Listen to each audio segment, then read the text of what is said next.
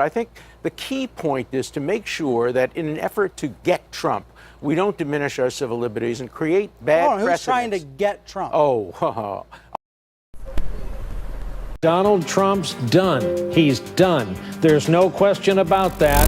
He's done. Breaking news. A bombshell. Today is a turning point. Today was historically bad for President Trump. Today was a turning point. A turning point. We're at a turning point here. The beginning of the end for the Trump presidency. The beginning of the end. And breaking news. We have another bombshell. Mike Pence might have to assume the office of the presidency. The call for impeachment. Rumblings of the word impeachment. Breaking news. Another bombshell out of the White House. I believe this is the beginning of the end. I do too. It's really the beginning of the end. The beginning of the end. He may be feeling the walls closing in on him. All the walls closing in on him. The walls closing in on him. Breaking news, a new bombshell. One astrologer says this means the beginning of the end for President Donald Trump. The beginning of the end of the Trump presidency. Trump will resign. Trump is going to resign. Is this the tipping point? I know we've said it over and over. You think this is a tipping point? And over and over. This is a tipping point. And over and over. Breaking news, President Trump off the rails. It was the beginning of the end today. It's the beginning of the end. It reminds me a lot of the last days of Nixon. Breaking news tonight, new bombshell. This is the beginning of the end. The beginning of the end. The walls are closing in. The walls closing in. The wall's closing in. Breaking overnight bombshell. This is a very dramatic day, and I think it might be near a tipping point. Do you think this is a tipping point? This is unbelievable. This is remarkable. Have you ever seen anything like this? His presidency is crippled.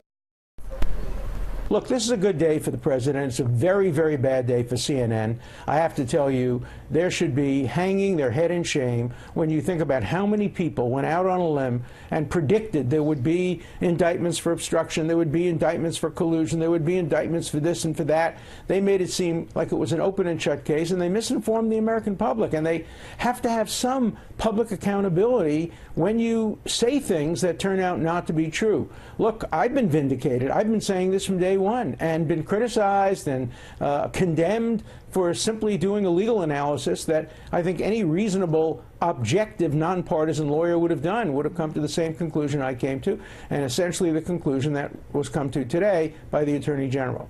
All right, Professor Alan Dershowitz, always great to have your insights. We appreciate it, sir. Thank you. Not guilty. What's the matter with you? I have a reasonable doubt now. 11 to 1.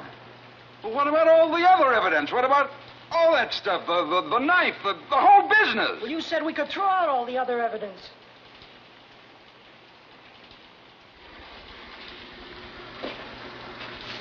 Well, what do we do now?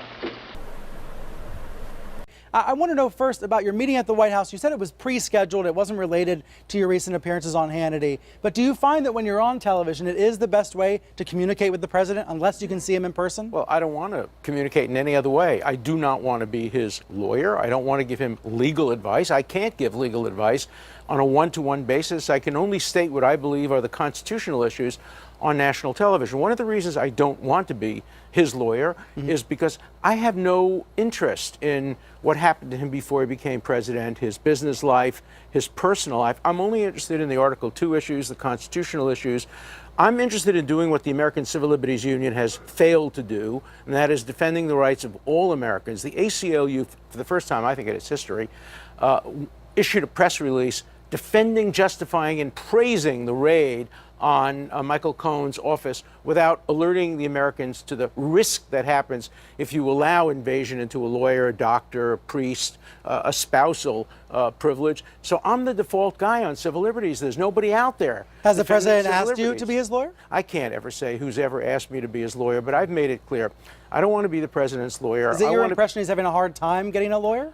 No, I think he got a good lawyer in New York. I think he has some good lawyers in Washington. There's a lot of conflicts of interest, which make it very hard for him to get lawyers. I know that a lot of good lawyers who wanted to get involved in the case, their law firms won't let them because they have conflicting interests. But I think the key point is to make sure that in an effort to get Trump, we don't diminish our civil liberties and create bad precedents. Who's trying to get Trump? Oh, a lot of people are trying to get Trump. A lot of radicals, a lot of lefties, a lot of people, a lot of my friends and relatives are furious at me because they want to get Trump, and I'm in their way. I'm standing in the way of getting Trump by raising Article 2 issues, civil liberties issues, civil rights issues. If you don't think there are people out there trying to get Trump, just like they were trying to get Hillary Clinton, people were trying to get Hillary Clinton. I think lock many her up. people are opposed to President Trump, but when you say get Trump, it implies to me some sort of coordinated, almost conspiracy. Let's go out and get him. No. Well, there's no conspiracy when Is they said Robert Mueller trying to get Trump? When they said get Hillary, there was no conspiracy. Just a lot of people wanted to lock her up.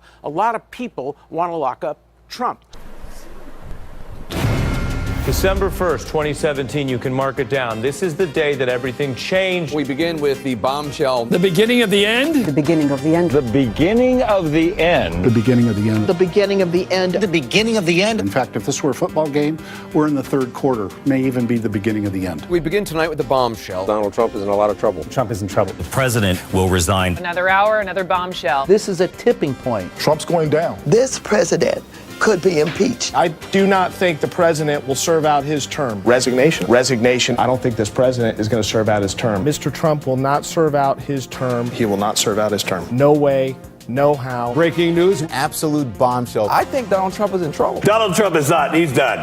And it's over. It's over. The wall's closing in. The wall's closing in. This is going to be the Achilles heel. Breaking news tonight. I expect Trump to depart. This week will be the watershed week. Trump is in big trouble. Trump's in a lot of trouble. It's a sign of a terrified old man who feels the Walls closing in. The walls are increasingly Closing in on him. Tonight, the walls are closing in. today changed everything. This is the beginning Of the end. today, the biggest Tipping point for the Trump administration.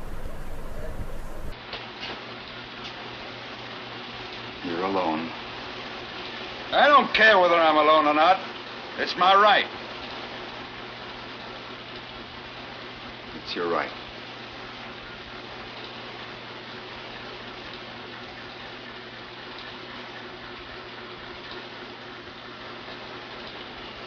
Well, what do you want? I say he's guilty. I want to hear your arguments. I gave you my arguments. We're not convinced. We want to hear them again. We have as much time as it takes.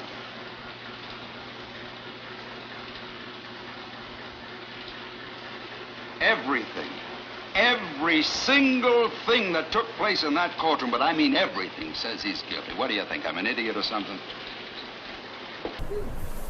Do you think Robert Mueller is a part of that? I think Robert Mueller has a target that he's after. When you're a special counsel, you don't want to come away with nothing after you've spent millions of dollars. He's already got plenty. So, no, I don't think he has plenty. I think he has low-hanging fruit. And right now, if he could get Trump, it would be a great feather in his cap, just like Ken Starr wanted to get Clinton. That's what special counsel do. Their object You're is saying to it's get. about ego almost. No, it's about reputation. It's about their perception of integrity. In the end, ego plays a role. But it's the role of the civil libertarian to make sure that they don't use means to justify their ends that lie around like loaded guns and can be used as precedents against all of us. You know, it was H.L. Mencken who said, first they go after the SOBs, and they establish precedents there, and then they come after the rest of us. That's been my role for 53 years, whether it was defending Bill Clinton, Hillary Clinton, Democrats, Republicans. I'm not partisan. I only care about civil liberties and due process. Do you think it's a problem that the president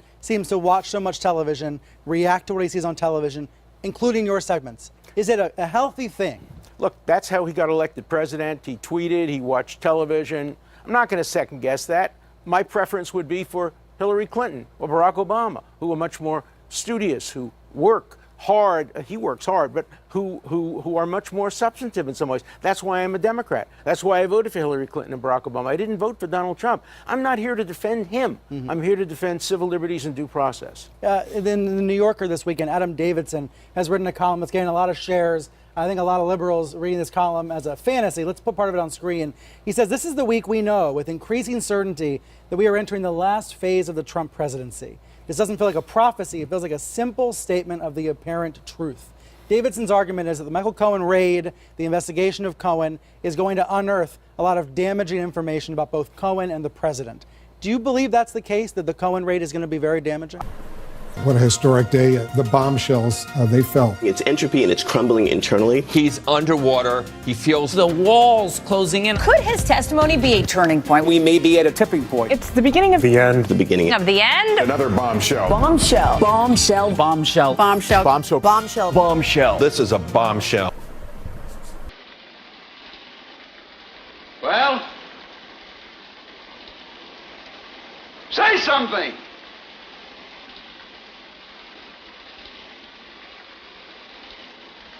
You lousy bunch of bleeding hearts. You're not going to intimidate me. I'm entitled to my opinion.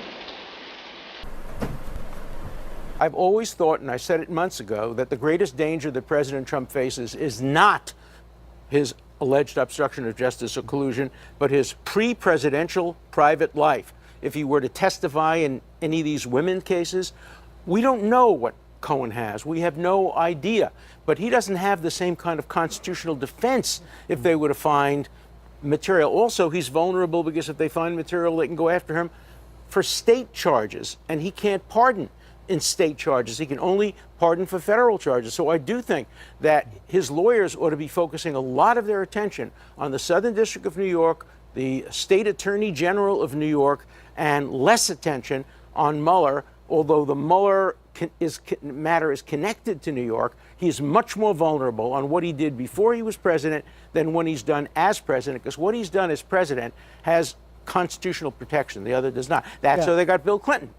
Before he was president, you know, the women, they didn't get him for when he was president, except that the perjury that grew out of what he had done previously. That's the vulnerability. Since you were with the president this week, do you sense that he knows how bad a fix he is in? The president didn't talk about that kind of thing with me. I was there to talk about the Middle East. I've been there 3 times to talk about the Middle East.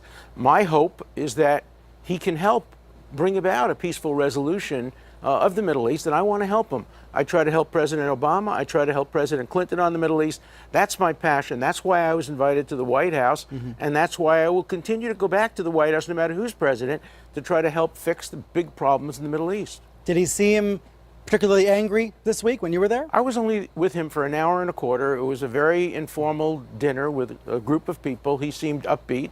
He wanted to talk about, you know, the Netanyahu issue in Israel. He wanted to talk about the Gulf and Syria and the Israeli-Palestinian conflict. You know, I'm a stranger to him. I'm not his friend or his intimate. Oh, I can't imagine you're a stranger. I am. He's seen you on television so many times. You guys have a relationship going back decades. No, we don't. I mean, I met him like twice before he was president, mostly for handshakes and one phone call.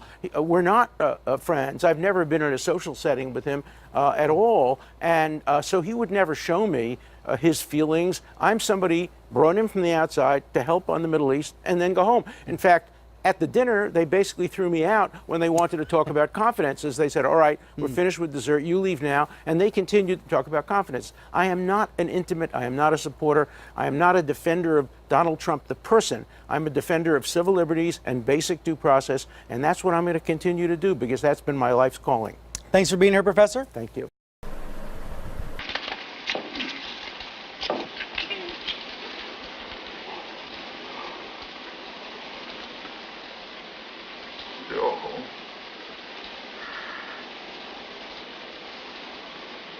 Not guilty.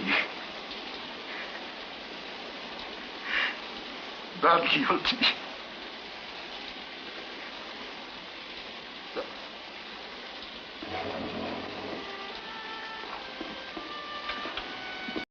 To do that Bill Barr stopped Mueller from doing. And that's fascinating. Because everybody would like to hear that from Robert Mueller as well as from Bill Barr. But at this point, it's only Bill Barr who is speaking on Mueller's behalf. Robert Mueller is still, at this point, publicly silent, as he has been from the very beginning. Although we'll have more on that in a moment. Here's more from the letter, though. Quote, It is a bombshell. I am beginning to resent the word bombshell.